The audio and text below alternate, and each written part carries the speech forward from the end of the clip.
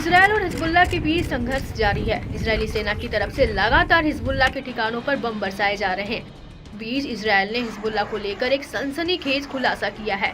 Israeli सेना की तरफ से दावा किया गया है कि हिजबुल्लाह के ऐसे ठिकाने तक उसकी पहुंच हो गई है जहां 500 मिलियन डॉलर की नकदी और सोना छिपाकर रखा गया है। यह खुलासा इजरायली वायुसेना की ओर से हिजबुल्लाह की वित्तीय संपत्तियों को निशाना बनाकर किए गए टारगेट अटैक के बाद किया गया है।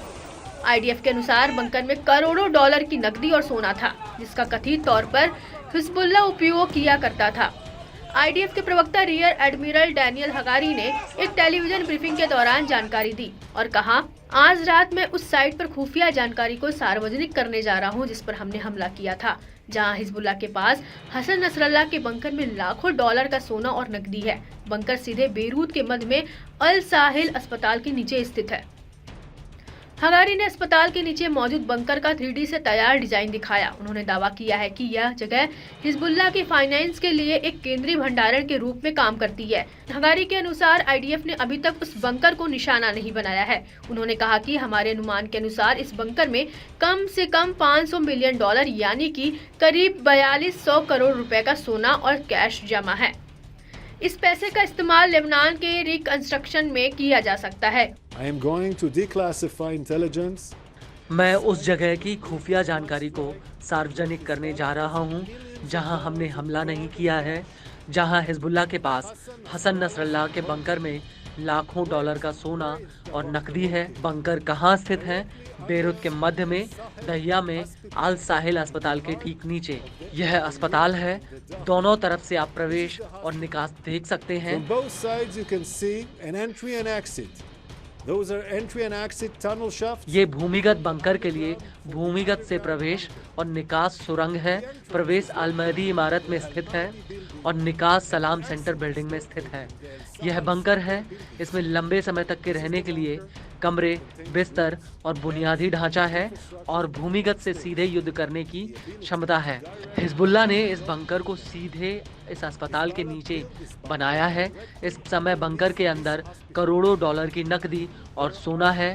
जैसा कि आप देख सकते हैं, इजरायली एयरफोर्स इस परिसर पर नजर रख रही है। हालांकि हम अस्पताल पर हमला नहीं करेंगे। The Israeli Air Force is monitoring the compound, as you can see. However, we will not strike the hospital itself. बता दें कि बीते रविवार की रात इजरायल ने हवाई हमलों में हिजबुल्लाह से जुड़े लगभग 30 ठिकानों को निशाना बनाया था, जिसमें हिजबुल्लाह से जुड़ी वित्तीय कंपनी अल कर्द अल हसन यानी कि AQAH की ओर से संचालित साइटें भी शामिल थी। अल कर्द अल हसन हालांकि एक चैरिटी के रूप में पंजीकृत है। इस पर इजरायल और संयुक्त राज्य अमेरिका दोनों की ओर से हिजबुल्लाह की एक महत्वपूर्ण वित्तीय शाखा के रूप में सेवा करने, सैन्य उद्देश्यों के लिए नकदी और सोने के भंडार तक पहुंच की सुविधा प्रदान करने का आरोप लगाया है। बताते चले कि अल कर्द अल हसन 1980 के दशक से लेबनान में काम कर रहा है, जो लेबनानी नागरिकों को सोने के भंडार के बदले लोन प्रदान करता है, जबकि आधिकारिक तौर पर एक चैरिटी के रूप में क्लासिफाइड किया गया है। इजरायली और अमेरिकी अधिकारियों का तर्क है कि यह फर्म हिजबुल्लाह के वित्तीय नेटवर्क में एक महत्वपूर्ण संपत्ति है, जो समूह को नागरिक बैंकिंग की आड़ में धन शोधन और अपनी गतिविधियों को फंडेड करने में सक्षम बनाती है।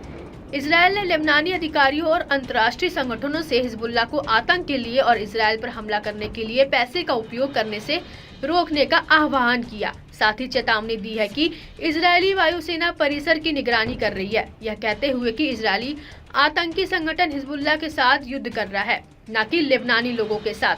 हगारी ने कहा कि आईडीएफ अस्पताल पर हमला नहीं करेगा। इससे पहले इजरायल ने उस बैंक पर हमला किया जिसका लिंक हिजबुल्लाह से था।